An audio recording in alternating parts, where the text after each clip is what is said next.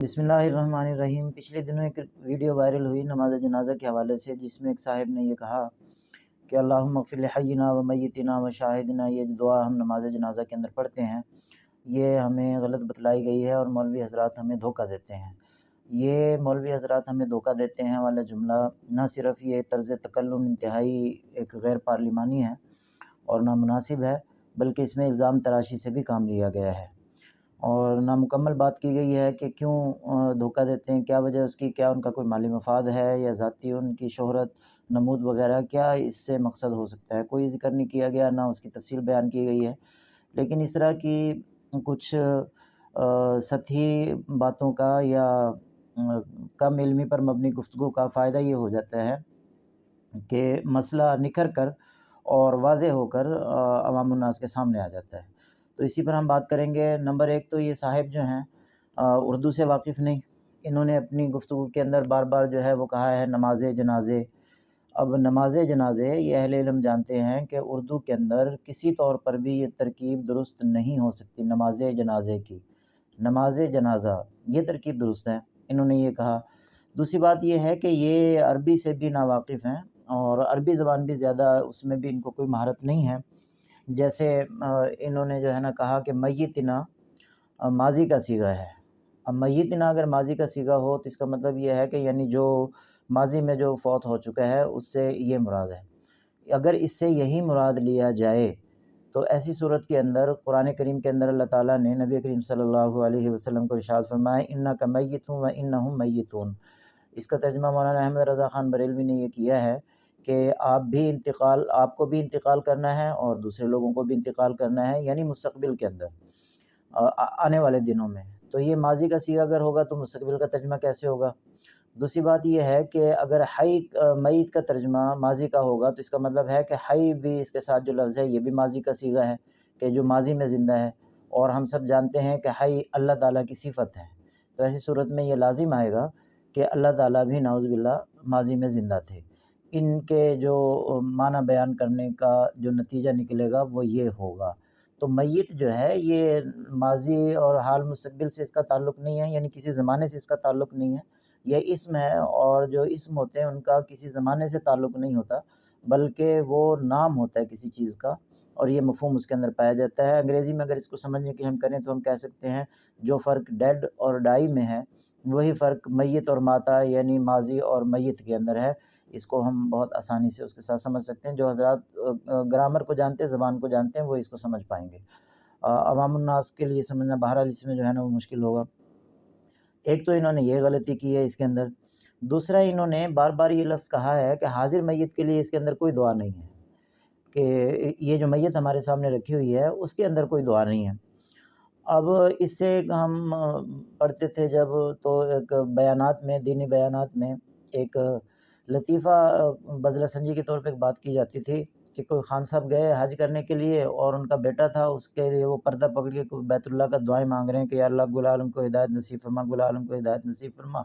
अब कोई अरबी वहाँ से गुज़र रहा था, उसने कहा बाबा जी तो बहुत ही नेक आदमी हैं, जो तमाम आलम के लिए जो है कुल आलम के लिए दुआएँ माँग रहे हैं। तो उन्होंने बाबा जी से मुसाफ़ा किया और सलाम कलाम करने के बाद उनसे कहा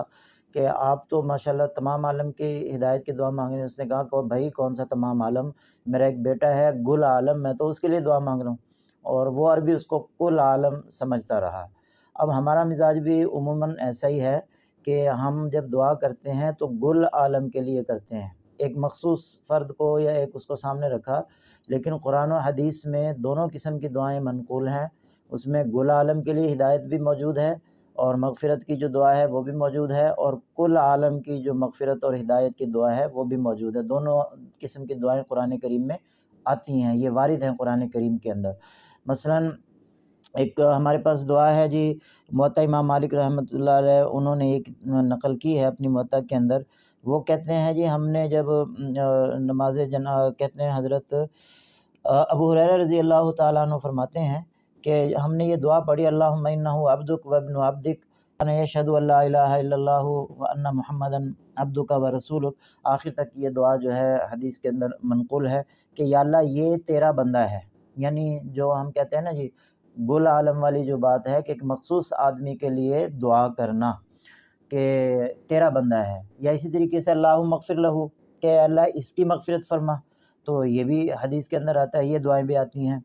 تو دونوں، اور اسی طریقے سے یہ جو ہم دعا پڑھتے ہیں اللہم اغفر لحینا و میتنا و صغیرنا و کبیرنا و ذکرنا و انسانا و شاہدنا و غائبنا اللہم من احییتہ منا، یہ بھی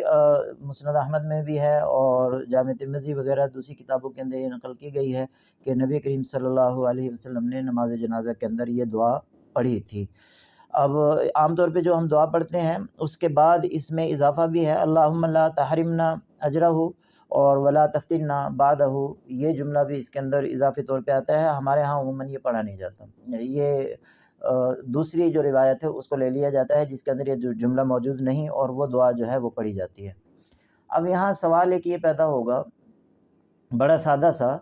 کہ جب یہ تمام دعائیں حدیث کے اندر منقول ہیں تو پھر ہمیں یہ دعا ہی کیوں بتلائی جاتی ہے؟ یعنی اللہم اغفر لحینا و میتنا والی دعا جو ہے صرف یہ کیوں بتلائی جاتی ہے؟ اس کی وجہ یہ ہے کہ تعلیمی نفسیات کا تقاضا یہ ہوتا ہے کہ جب کسی شخص کو کوئی بھی دعا یاد نہیں، یا بچپن میں جیسے ہم کو یہ دعائیں یاد کرائی جاتی ہیں مسجد کے اندر، اور جب ہم قرآن کریم ناظرہ پڑھتے ہیں تو پھر ہمیں جب یہ دعائیں یاد کروائی جاتی ہیں تو ایک دعا ہمیں یاد کروا دی جاتی ہے۔ تعلیمی نفسیات یہ کہتی ہیں کہ جس شخص کو کوئی بھی دعا یاد نہیں یا کوئی ایک چیز بھی اس کو یاد نہیں ہے، مختلف طریقے ہیں کسی کام کرنے کے یا فارمولے مختلف ہیں، تو ایسی صورت کے اندر ابتدا کے اندر اس کو صرف ایک طریقہ بتلایا جائے تاکہ وہ الجھن کا شکار نہ ہو اور اس کو وہ آسانی کے ساتھ یاد کر لے، اس پر عمل پیرا ہو جائے، اس کو سیکھ لے، سمجھ لے، تو آسانی کے لیے ایک دعا بتلا دی جاتی ہے۔ اب اس کے بعد پوری زندگی پڑھی ہے، بچپن میں آپ نے اگر ایک دعا سیکھی ہے تو نماز جنازہ میں پڑھی جانے والی جتنی دعائیں ہیں وہ سب آپ یاد کریں اور ان کو پڑھیں، ان کو سیکھیں، سمجھیں، کسی نے اسے منع نہیں کیا۔ علماء نے جو ایک دعا کا جو کہا ہے یا لکھا ہے اپنی کتب کے اندر، یہ کہا جاتا ہے نا جی صرف یہی دعا کیوں لکھی جاتی ہے باقی دعائیں کیوں نہیں، تو اسی کو تو جب بھی ہم لکھیں گے کوئی ایک دعا ہی لکھیں گے، اور اس دعا کو زیادہ قبولیت مل گئی اور زیادہ یہ معروف ہو گئی اس کے اندر عوام الناس میں ہمارے ہاں۔ پھر اس میں ایک زبردست نقطہ اور بھی ہے، مطلب وہ بھی سمجھنے کا ہے کہ اس دعا میں یہ جو اللہم اغفر لحینا و میتنا والی جو دعا ہے، یہ حنفی جو مکتب فکر ہے یا امام ابو حنیفہ کے جو پیروکار ہیں انہوں نے بھی اپنی کتابوں کے اندر اس کو لکھا ہے اور نقل کیا ہے، اس کو پڑھتے ہیں، اسی کو عموماً نماز جنازہ برصغیر پاک و ہند میں عموماً اس دعا کو پڑھا جاتا ہے۔ تو اور یہ جتنے حضرات نے اس کو نقل کیا ہے وہ حنفی نہیں تھے بلکہ شافی المسلک تھے۔ مسند امام احمد ابن حنبل جو ہے وہ بذات خود ایک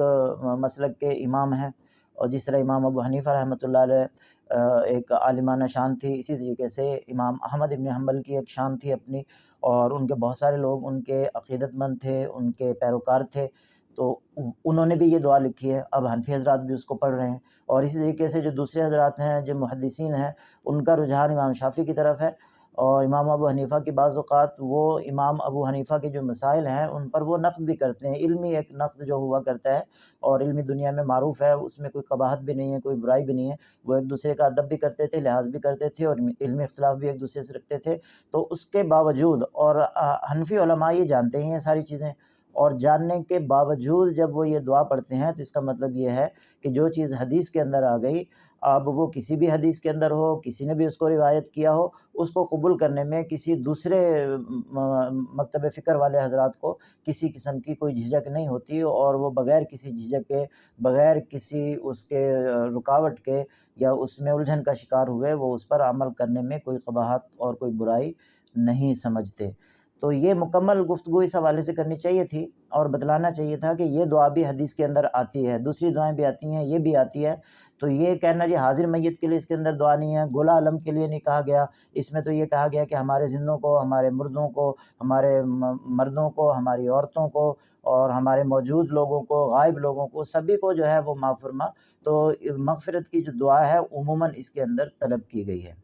اس کے اندر ایک اور بلیغ نقطہ بھی ہے، اس حوالے سے بھی تھوڑی بات ہونی چاہیے، اگرچہ عوام الناس میں شاید ممکن ہے اس کو سمجھنا تھوڑا سا مشکل ہو، لیکن تھوڑا سا سمجھانے کے لیے ہم یہ بات کر سکتے ہیں کہ مثلا جب ہم کسی شخص کے پاس کام جاتے ہیں اور ہم نے کسی کی سفارش کرنی ہے، کسی آدمی کی سفارش کرنی ہے کہ اس آدمی کا ہم نے کسی آدمی سے کام کروانا ہے، تو جب ہم اس کو جاتے ہیں نا تو ہم اس کو یوں کہتے ہیں کہ یار یہ ان کا کام نہیں ہے، یہ آپ نے کام ہمارا کام سمجھ کے کرنا ہے۔